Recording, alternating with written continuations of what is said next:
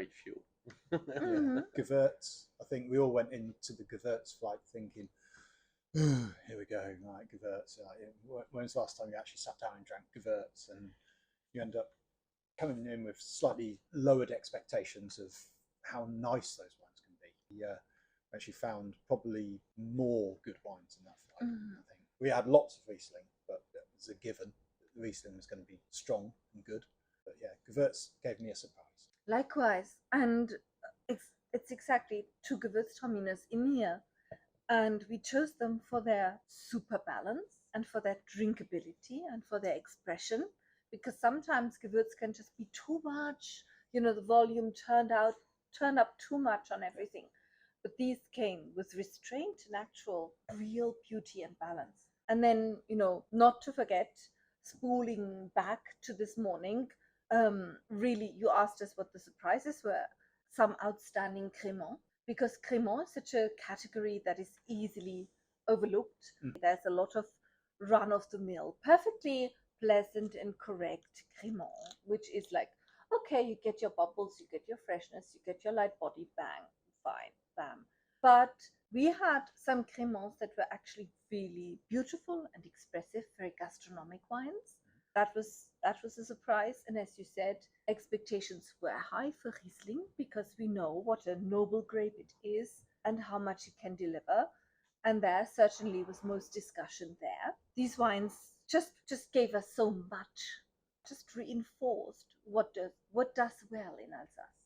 And for me, I think what was interesting, it's we can see the Alsace level of wines are getting higher because few of the wine we select today are for a tiny producer or well-known estate, but obviously even the cooperative are very present, and it's very positive because if the cooperative give you the energy to be competitive, you need to do even better as a producer. And I think today it's very impressive about the selection.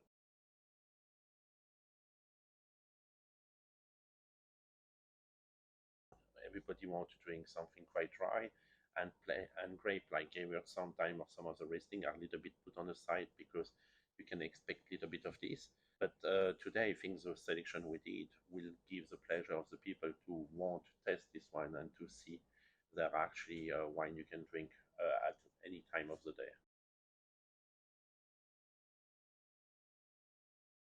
Diversity, it's both its strength and its weakness. There's got multiple grape varieties, you've got multiple types of terroir. The Grand Crus are very large and encompass a lot of different ground. There is, I think, probably a really strong grower ethos within Alsace, which kind of has echoes of Burgundy and maybe grower champagne, and that kind of you want to be ahead of the crowd to know who the current hip kid is, to see the new generation of growers coming through, which would be a really exciting pursuit to follow. As far as the calling card goes, I mean, just diversity of styles and tastes and flavors. In some ways, it's a bit like Portugal, I think. It can be a barrier because there's so many things to learn and to discover. It might actually be a barrier to letting anybody in. But I think, honestly, that's probably its strongest point, is just to say different grapes, different places, different people, new scenes and new terroirs. And yeah, there's a lot of stuff happening here. This tasting can't even begin to scratch what's actually happening on the ground. I can only echo what Colin says because I just spent 10 days tasting intensely with growers in Alsace. And what struck me is that the world goes on and on and on about Burgundy, and rightly so, about those little UD, about those. And in Burgundy, you have one escarpment of various kinds of Jurassic limestone. Then you get to Alsace, and you have not just Jurassic limestone, you have Triassic limestone, you have other Triassic formations like sandstone, you've got granite, you've got mica schist, and and then you have got numerous grape varieties, and the way the winemakers talk about very specific parcels, about it's kind of taking it to the nth degree. And I feel that in a tasting like today, where we basically are presented with wines and the very stripped down detail of, this loses a little bit of that intent of the grower. because it's very much it's a very fragmented winemaking industry. Apart from the cooperatives, it is small growers who may have tended every vine for the past 30 years, or they remember their grandfather planting it 75 years ago, or something like that. And then you have, really kind of pixelated winemaking. And people forget how much detail there can be. I agree with Colin that this can be a put off for some people, but for others, it should be an encouragement to see how much thought and love and dedication actually goes into preserving old wines, into trying to make wines that tell us exactly about where they grew.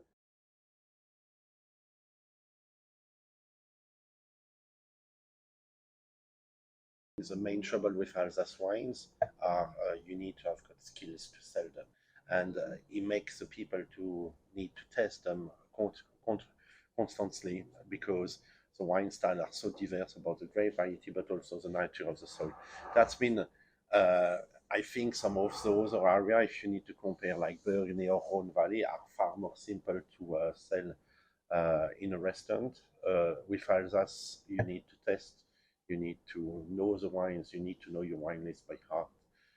And that's where maybe it's a little border. You need to go over and to push and to experience more and to be available to suggest the wines more easily. Well, if I think of an opportunity for Alsace, I as a complete bubblehead, of course, I'm going to say Crémant.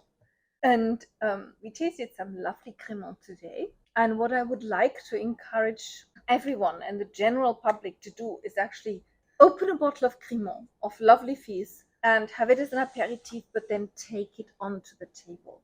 Because this is what happens a lot in my house, in my home, is that we drink sparkling wine with a lot of food.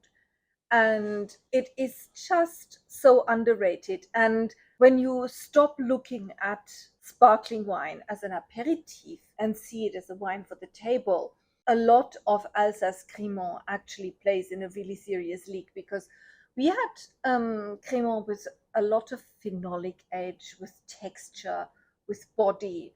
And those wines really come into their own once you actually have some food with them. And to me, that's just joy, because Crémant is never heavy. It never weighs you down.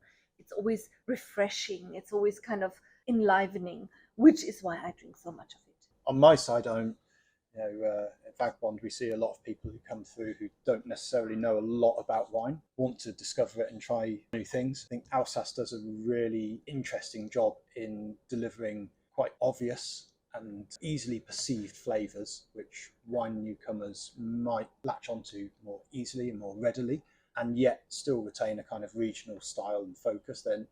These are not wines which are easily replicated or copied anywhere else around the world. So you are buying into a region as well as a style of wine. So it satisfies me as a buyer saying, I'm going to sell you like a beautiful, pure example of its place and its variety. But it also satisfies people who don't necessarily know a lot about wine but want a big flavour hit. Rieslings were really, really demonstrative today, and I don't think in a particularly harsh way. I think they all had lovely balance to them. Gewürzes, for whatever reason, Gewürz, whenever we put it out as a glass of wine, always seems to sell very well. People discover it and think they found something unique and new because it has big, obvious personality. It's a little bit like if you never went to the theatre and the first time you went to the theatre you saw a pantomime. You'd be like, the theatre's amazing, I love it. And eventually you might think there are other things that can go on here as well. So I think that's one of Alsace's strengths, is a real sort of direct, straight to the palate, straight, immediate, obvious flavour that can't be hidden, and is a really attractive thing for a first-time buyer.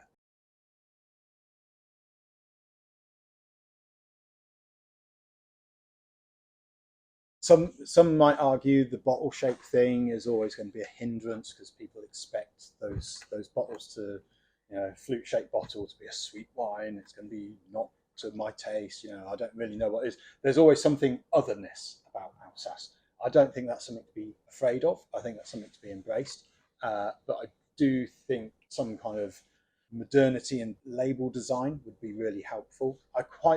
There's two ways to go in label design these days. I think either go full on abstract and exciting and weird, or go ultra traditional and say this is who we are. Go for get the monks to do the calligraphy on the label, make it look as old as you possibly can, and authenticity and all that. There's, in terms of accessing the UK market, the key thing is just to get the grapes out there, just to get the bottles in front of people and make them taste them. It's not enough for a producer of Alsace to be listed on one of the. If you want some turnover, you need to make sure that these wines, at the time they're in England, they are shown to the public. Is it a case that Alsace is not quite French enough to be considered French wine, and not quite German enough to be German? I don't think it's a question about, but in a way, sometimes you see some suppliers that have got an Alsace producer, and it look almost like it's a geek product, because it's made for the people, and quite often it's the supplier themselves that drink the Alsace wine. But it's more about the people sell them wines, doesn't know enough about Alsace wine or German wine or this, and they need to do more effort on this point. Yeah. I think there's perhaps a lack of confidence online influence as well. Like, my Instagram's full of people who drink Burgundy and grow a champagne all the time, but I don't really see like the cream of Alsace being shown off as hey, look at me, I just went out and drank this super rare expensive old bottle last night, kind of Instagram post, which makes, I think there's got to be some part of people who think, God, I'd love to try that, I want to know what that is. There's a little element of that that's missing. I would love to see a kind of a love for real wines and growers and terroir. What you're addressing is a kind of hierarchy of sexiness in what people are seen to drink. Yeah. And in that way, Alsace suffers just like so many other countries from not being considered flavor of the month or very sexy, despite the fact that there are absolutely exquisite wines that are off place, of their time, that are paradigms of expression. But how do you change that? I don't know. How do you change the world order? In another way, perhaps it is lovely that there is such a niche, because, if you are a sort of moderately successful person with the necessary cash, boy, is it easy to walk into a restaurant and order some Burgundy or order some Chablis. Like, of course you do, because that's what you do. But by the same token, okay, fine. So imaginative, isn't it? I think, for example, if you take the example of the Crémant, I find that hard to believe in 2023. It's still not yet very present on the English market. And the reason why I don't understand that is, first, Crémant most of the time are really made with quality, but it's 1/3 of the price of a champagne or an English sparkling wine. And it's looked like people doesn't even want to know, or it need to be something where people started to enjoy them, because value for money, that's why even for Grand Cru, you can get some Grand Cru, sometimes we speak about £20. When you think Crémant today in Alsace, it's 35% of the production. It's huge. Wow. And some of the people say even if they will not produce Crémant, they will probably close down.